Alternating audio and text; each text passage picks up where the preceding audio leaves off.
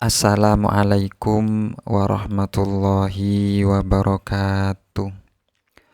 Alhamdulillah, wassalatu wassalamu ala rasulillah, Sayyidina wa maulana Muhammad ibn Abdillah, wa ala alihi wa sahbihi wa man tabi'ahu wa mawalah. Qala Rasulullah sallallahu alaihi wasallam, may yuridillahu bi khairan yufaqihu fiddin, amma ba'd. Para kaum muslimin wal muslimat rahimakumullah, khususnya para pendengar video ini, pertama-tama mari kita panjatkan puja dan puji tasyakur kita atas kehadirat Allah subhanahu wa ta'ala yang senantiasa memberikan nikmat kepada kita, nikmat sehat baik zahir dan juga batin, dan semoga Allah senantiasa memberikan kita rizki yang barokah, rizki yang berlimpah, dan juga rizki yang halal, dan menjadikan kita sebagai hamba yang sa'idun fid dunya wa sa'idun fil akhirah, yaitu hamba yang selamat di dunia dan juga selamat di akhirat. Amin Allahumma amin. Kedua kalinya sholawat agung serta salam mulia semoga tetap tercurah limpahkan keharibaan baginda Nabi besar Muhammad sallallahu alaihi wasallam yang telah membedakan mana yang hak, mana yang batil, dan mana jalan menuju surga dan jalan menuju neraka, dengan ucapan Allahumma sholli ala sayyidina Muhammad.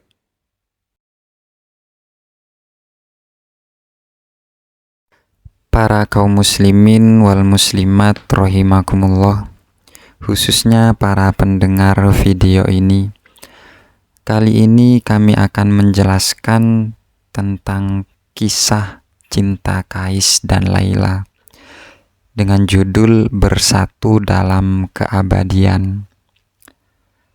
Dugaan Laila ternyata terbukti tepat. Begitu Majnun mendengar berita kematian kekasihnya, ia segera berlari menuju makamnya, bagaikan halilintar yang digerakkan oleh amukan badai. Sungguh pemandangan yang menyedihkan. Di sana ada jiwa yang dinodai oleh kesedihan. Di sana ada hati yang diporak-porakkan oleh api penderitaan serta kesengsaraan. Api yang begitu menakutkan hingga membuat Majnun menjadi abu. Orang-orang yang melihatnya di makam Laila begitu terpana dengan penampilannya, sehingga sebagian besar dari mereka berlari ketakutan.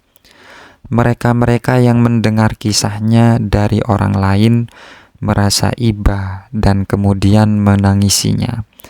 Tak ada seorang pun, bahkan hati yang keras sekalipun, yang tak tergerak dengan apa yang mereka lihat ataupun dengar pada hari itu.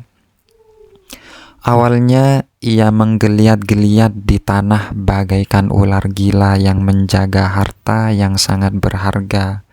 Lalu ketika Laila mulai meresap ke dalam dirinya, ia memandang makam Laila dengan mata berkaca-kaca. Ia tampak seolah sedang dalam keadaan tak sadarkan diri oleh mantra-mantra. Selama beberapa saat, ia hanya duduk di sana, tak sanggup bicara. Akhirnya, gerbang emosi itu terbuka dan semburan ratapan mengalir dari bibirnya. Kekasihku yang cantik, kau telah mati sebelum kau berkembang. Ketidakberuntungan yang kejam telah mengubah musim semimu menjadi musim gugur. Kau belum sempat menatap dunia dengan jelas sebelum kedua mata indah itu akhirnya tertutup selamanya. Kerumunan orang yang hadir di makam Laila memandangnya dengan heran tatkala Majnun mengayun-ayunkan tubuhnya yang bertumpu pada lututnya di sisi makam Laila, seolah sedang dirasuki makhluk halus. Kata-katanya Tentu saja pikir mereka merupakan kegilaan yang tak jelas, menjadi semakin keras dan tak terkontrol dengan setiap helaan nafas. Ia melanjutkan, "Katakan padaku, bagaimana kabarmu di bawah sana? Di tengah kegelapan, apa yang telah terjadi dengan kecantikanmu saat ini? Tahi lalat di pipimu, matamu yang bagaikan mata kijang betina, ikal pada rambut hitammu, apa yang telah terjadi pada semua itu? Pakaian warna apa yang mereka kenakan padamu, sayangku? Mata siapakah yang kini membelalak saat memandangmu? Dan pikiran siapakah yang kau sihir dengan senyuman manismu? Tepian sungai mana yang kau hiasi kini, bungaku? Kebun duri mana yang telah kau ubah menjadi taman bunga mawar? Katakan padaku, bagaimana kau lewatkan waktu-waktumu dalam gua kematian yang gelap itu? Tidakkah kau tahu bahwa di setiap gua pasti akan ada banyak ular? Gua bukanlah tempat yang tepat untuk seseorang sepertimu, sosok yang kecantikannya mengalahkan keindahan rembulan.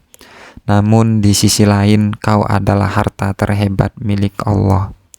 Dan gua adalah tempat yang tepat untuk menyembunyikan harta yang seindah dirimu. Ya, itu benar. Kau bagaikan harta yang terkubur saat ini. Jika tidak, untuk apa kau berada jauh di dalam perut bumi? Dan setiap harta yang terpendam pasti memiliki ular untuk menjaganya. Aku adalah ular yang menjagamu, dan aku akan menjagamu hingga di hari aku mati. Entah bagaimana kau telah berubah, cintaku. Tangan-tangan jahat takdir telah meniupkan badai di dalam hatimu, memutar-mutarmu sampai kau pusing dan menjadi bingung, sehingga yang kau harapkan hanyalah terlepasnya jiwamu. Namun, kini badai itu telah reda dan kau telah tenang. Lautan jiwamu lebih tenang daripada dasar sumur yang dalam. Memang benar kau tersembunyi dari mataku, namun hatiku dapat melihatmu dan takkan pernah melepaskan pandangannya darimu. Memang benar kau tidak berada di sini, namun segala sakit dan penderitaan yang kau rasakan di dunia ini akan tetap ada selamanya. Majnun bangkit berdiri dan memandang sekelilingnya. Semua orang telah pergi, ketakutan dengan apa yang mereka anggap sebagai ocehan orang gila. Namun Majnun tidak sendiri. Di sekelilingnya terdapat teman-teman hewannya, memberikan dukungan dengan kesetiaan yang menyentuh hatinya.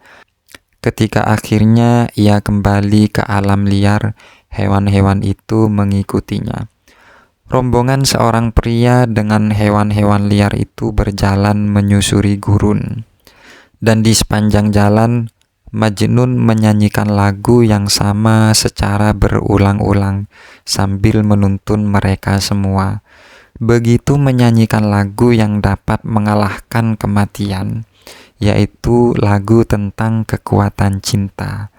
Nada-nada sedihnya menggema di pegunungan, seolah butiran-butiran pasir yang berada di bawah kakinya juga membisikkan ratapan yang sama. Dan saat menyanyi, tetesan air mata darah jatuh di tanah, meninggalkan jejak berwarna merah di belakangnya. Namun ia tak lagi merasa alam liar, pegunungan sebagai rumahnya. Setiap saat muncul keinginan untuk mengunjungi Laila, dan ia akan bergegas menuju makam Laila dengan diikuti oleh teman-teman hewannya.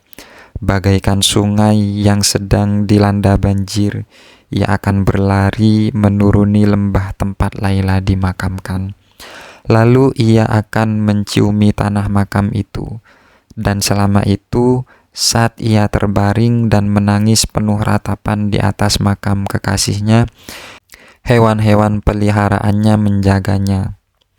Kunjungannya ke makam Laila tidak tentu. Pada akhirnya, teman-teman serta keluarga Laila tak ingin mendekati makam Laila. Mereka semua takut jika si gila itu akan muncul tanpa peringatan.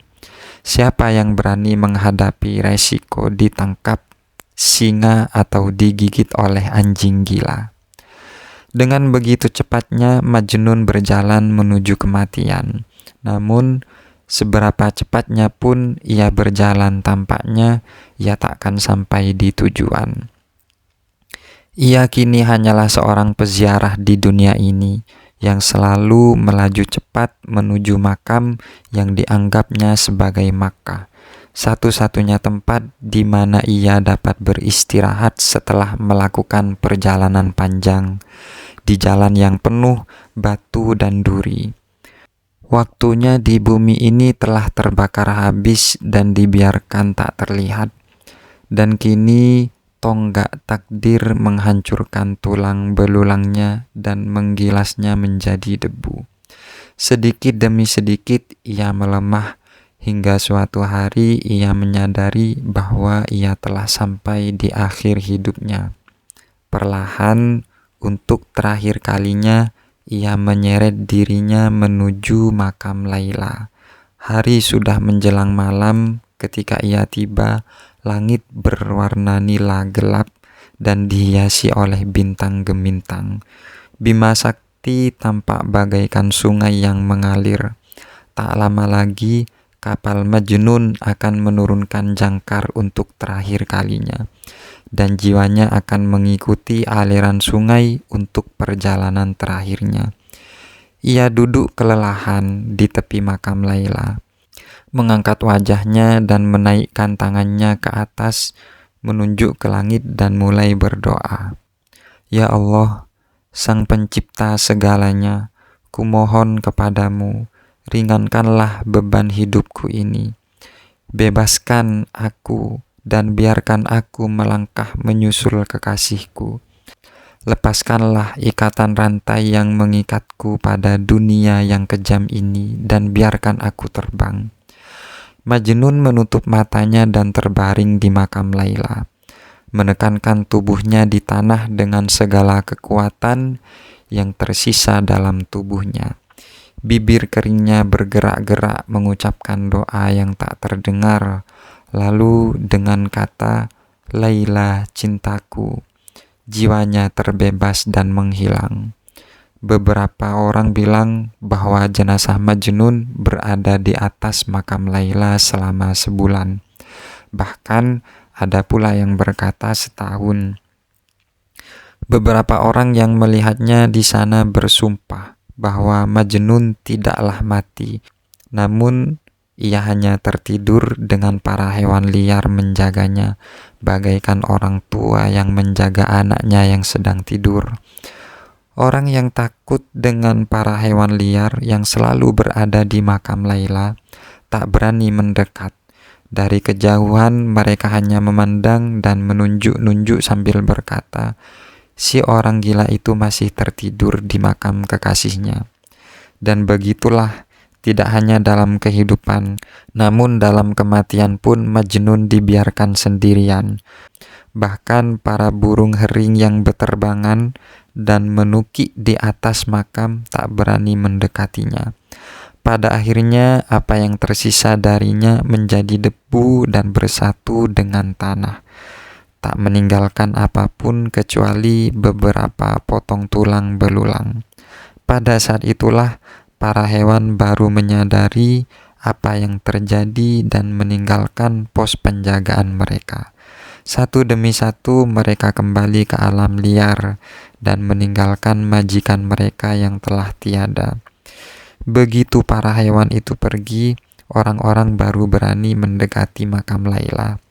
Para anggota dari kedua suku Laila dan Majnun, berdiri dan menangis di makam tempat sepasang kekasih yang mereka sayangi itu terbaring, yang pada akhirnya bersatu dalam kematian. Dibuatlah sebuah nisan baru dan pada nisan itu tertera, sepasang kekasih terbaring di makam ini, pada akhirnya bersatu dalam kegelapan kematian, begitu setia saat terpisah, benar-benar saling mencinta, satu hati, satu jiwa di surga. Demikianlah kisah cinta Kais dan Laila. Semoga bisa bermanfaat. Amin Allahumma amin. Assalamualaikum warahmatullahi wabarakatuh.